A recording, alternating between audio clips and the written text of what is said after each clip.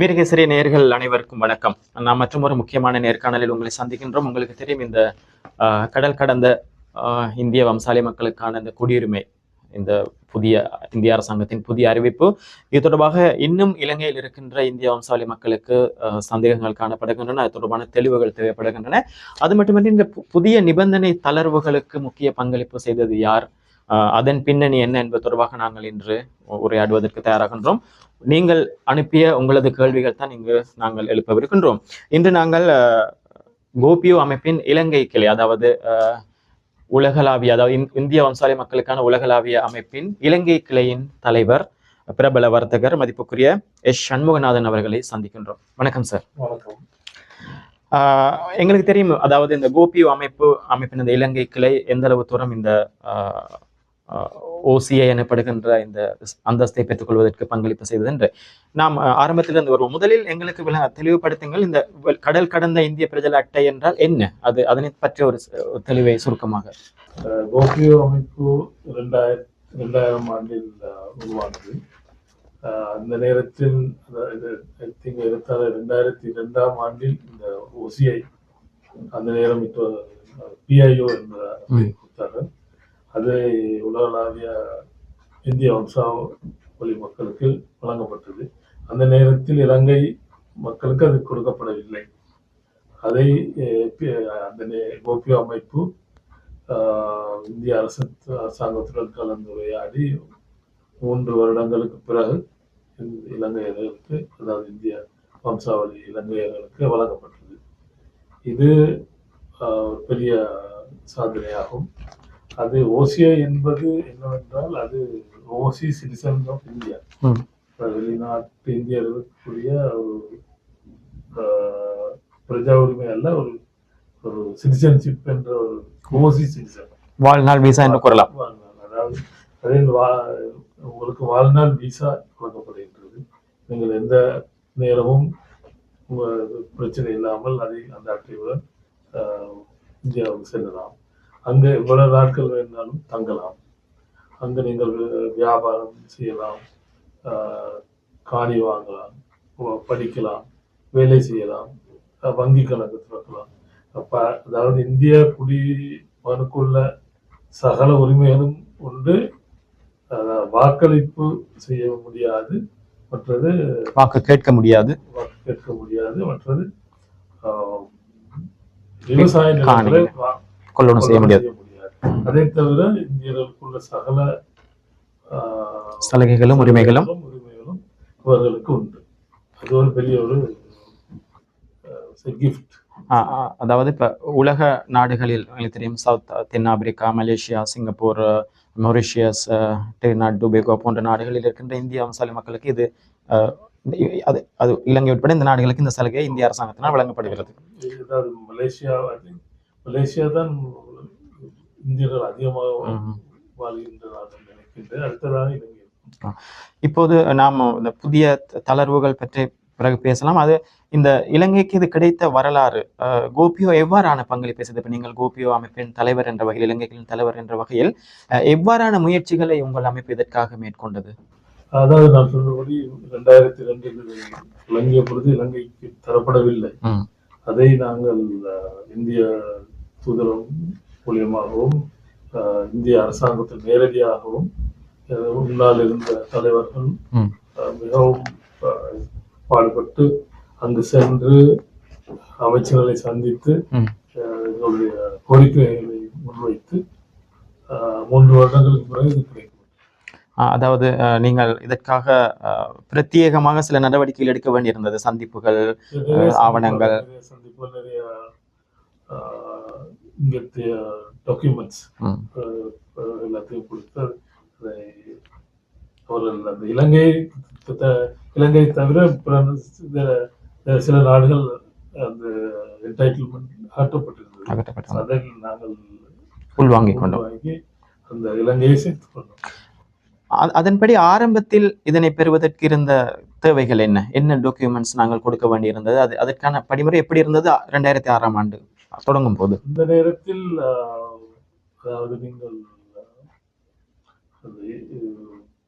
Indian citizenship act, அதாவது Indian citizenship சட்டம் சட்டம் கீழ் உங்களுக்கு அந்த பிரஜா உரிமை சான்றிதழ் இருந்தால் அது போதுமானதாக இருந்தது. அதிலிருந்து 3 தலைமுறைகளுக்கு அந்த நேரத்தில் அது வழங்கப்பட்டது. உலகளாவிய அந்த நேரம் இந்தியாவிலிருந்தும் ஏதாவது ஒரு ஒரு ஆவணம்? அந்த நேரத்தில் இந்திய ஆவணங்கள் அவசியமாக இருக்கவில்லை. இருந்தால் அதையும் கவனத்தில் கொண்டார்கள், எடுத்துக்கொண்டார்கள், ஆதாரமாக எடுத்துக்கொண்டார்கள்.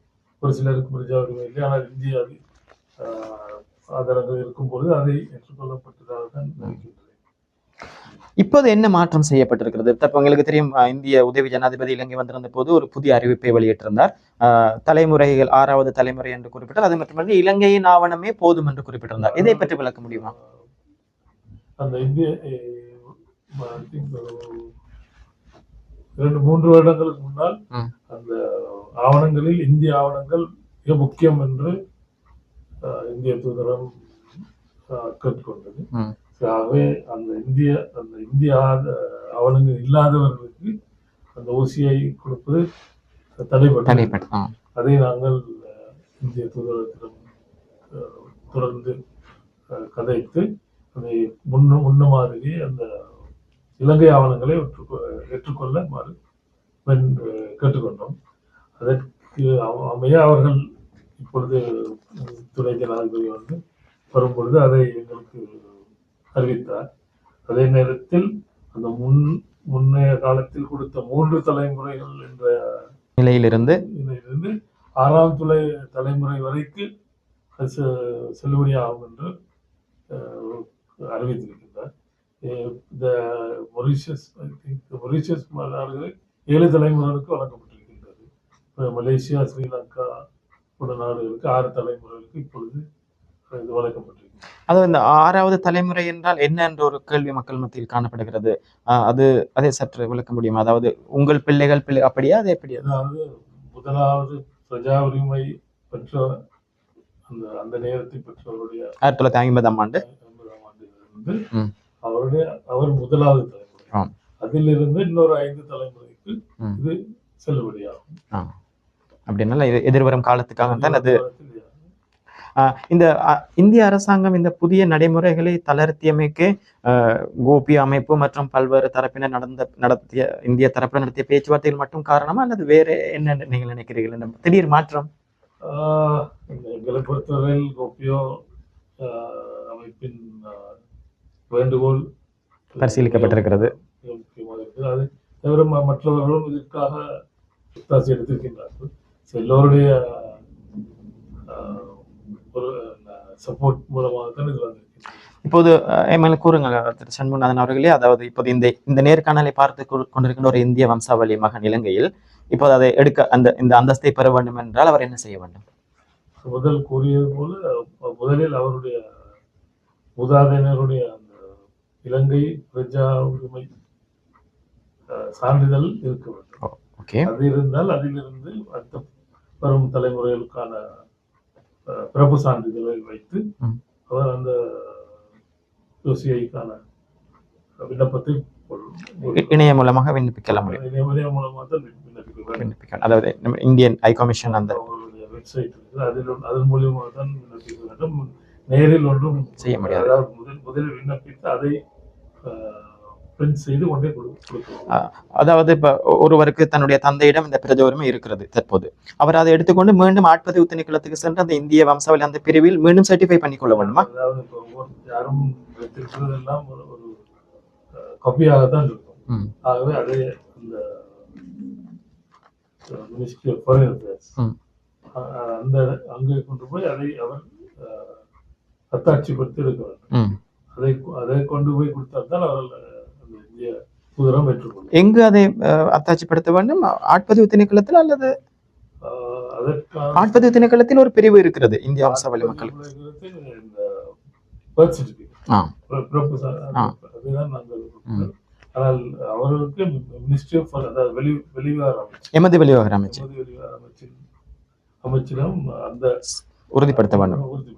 அதில் ஒரு சைன் ஒரு சீல் பண்ணி அதை சரிபார்த்து சீல் செய்து ரப்பர் ஸ்டாம்ப் போட்டு கொடுப்பாங்க. அதை எடுத்துக்கொண்ட பின்னர் எனது எங்களுடைய பிறப்பு சான்றிதழ் வேறு ஏதாவது ஆவணங்கள் தேவை அதுக்கு? தற்சமயத்துக்கு அது ரெண்டும் போதுமானது. போதுமானது. இப்போது நீங்கள் இலங்கை எதுவும் தேவையான இருந்தால் அதை சமர்ப்பிப்பதில் அவளுக்கு எளிதாக இருக்கும். இப்பொழுது நீங்கள் இந்த இந்த இந்திய வம்சாவளி சமூகத்தின் தலைவர்கள் என்ற அடிப்படையில் அவர்களுடைய பிரதிநிதிகள் என்ற அடிப்படையில் மக்களுக்கு இது தொடர்பாக தெளிவுபடுத்துவதற்கு ஏதாவது பொறிமுறையை உருவாக்குகிறதா கோபி அமைப்பு? அதாவது இந்த அறிவிப்பு துணை ஜனாதிபதி அறிவித்த பிறகு இன்னும் அதை இம்ப்ளிமெண்ட் செய்வதற்கு தகுந்த ஆவணங்கள் இன்னும் வந்து சேரவில்லை. அது வந்த பிறகு நாங்கள் அதை தெளிவுபடுத்தி என்ன மாதிரி விண்ணப்பிக்க வேண்டும், எங்கெங்கு என்னென்ன சான்றிதழ் கொண்டு போக வேண்டும், எங்கே அதை பதிவு செய்ய வேண்டும் என்ற ஒரு விளக்கத்தை நாங்கள் மக்களுக்கு அவர்களுடைய தொலைபேசி அல்லது மின்னஞ்சல் மூலமாகவும் அவர்களுக்கு அறிவிக்கும். நீங்கள் இந்த கோபி அமைப்பின் தற்போதைய தலைவர் என்ற ரீதியில் இந்த இந்த புதிய நிபந்தனை தளர்வுகள் மற்றும் இந்த நிலைமை குறித்து எப்படி மகிழ்ச்சி அடைகிறீர்கள்? இது எங்களுக்கு கிடைத்த மிகப்பெரிய வெற்றி. ஏனென்றால் நாங்கள் இந்த இந்தியா இலங்கை ஆவணங்களுக்காக மிகுந்த நாளாக கேட்டுக்கொண்டிருந்தோம். அது ஒரு 6வது தலைமுறை. அதற்காகவும் நாங்கள் வேண்டுகோள் விடுத்திருந்தோம். இது எங்களுக்கு மிகுந்த சந்தோஷத்தை. இந்த சந்தர்ப்பத்தில் நீங்கள் இதற்காக யாருக்கும் நன்றி தெரிவிக்க வேண்டும் என்றால் யாருக்கு? முதல் இந்திய அரசாங்கத்திற்கு தான் நன்றி தெரிவிக்க வேண்டும். இலங்கையின் கோரிக்கைகளை ஏற்று இந்த இங்கிருக்கும் 16 லட்சம் இந்திய வம்சாவளி மக்கள் இலங்கையில் இருக்கின்றார்கள். நிறைய பேருக்கு இந்த மாதிரி ஒரு சந்தர்ப்பம் இருக்கிறது என்று இந்த மாதிரி சலுகை இருக்கிறது தெரியாமலும் இருக்கலாம். அவரெல்லாம் இப்பொழுது அறிந்து கொண்டு அவர்களுக்கு இந்தியா செல்வதற்கு வசதியாக இருக்கும். ஒருவேளை இந்த நேரம் அடுத்ததாக இளைஞர்களுக்கு படிக்க போகும்போது மிகப்பெரிய ஒரு வாய்ப்பு. விசா இல்லாமல் இந்த நேரம் செல்லலாம். அங்கு நின்று படிப்பதற்கு வேறு எதுவும் ஆதாரங்கள் தேவையில்லை. இந்த அட்டையே ஒரு ஆதாரமாக இருக்கும், ஐடென்டிட்டி ஆதாரம். இந்த நேர்காணலை பார்க்கின்ற ஒருவருக்கு நீங்கள் கூறுவது போன்று அந்த சிட்டிசன்ஷிப் பிரஜா உரிமை இருக்கின்றதா என்று தெரியாமல் இருக்கலாம், தன்னுடைய தந்தைக்கு அது இல்லாமல் இருக்கலாம். அப்படி அது இல்லாதவர்கள் கைவசம் என்ன செய்ய வேண்டும்? அதனை பெறுவதற்கு என்ன வழி? உங்களுக்கு அதை பற்றி ஏதாவது தெளிவு இருக்கிறதா? எனக்கு தெரிந்த அளவில் எல்லா பிரஜா உரிமை அத்தாட்சிகளும் பப்ளிக் லைப்ரரியில் எல்லாம் கசெட் பண்ணி பப்ளிக் லைப்ரரி இருக்கின்றது. ஸோ உங்களுடைய அந்த டீட்டெயில்ஸ் கொடுத்தால் அவர்கள் அதுக்குரிய அந்த கசெட்டுக்குள்ள கொப்பியை கொடுப்பார்கள். அந்த கசெட்டில் இன்றைக்கு 15 பேர் அந்த எடுத்திருந்தார்கள். அவருடைய பேர்கள் எல்லாம் அதில் பதிவு செய்யப்பட்டிருக்கின்றன. ஸோ அதில் அந்த அந்த உரிய திணைக்களத்துக்கு சென்று அந்த தகவல்களை கொடுத்தால் அதில் பெறலாம். பப்ளிக் லைப்ரரி ரெக்கார்ட்ஸ் ரூம்ல அது பெற்றுக்கொள்ள முடியும். பெற்று இதற்கு விண்ணப்பிக்கலாம். இதற்கு கட்டணங்கள் அறவிடப்படுமா?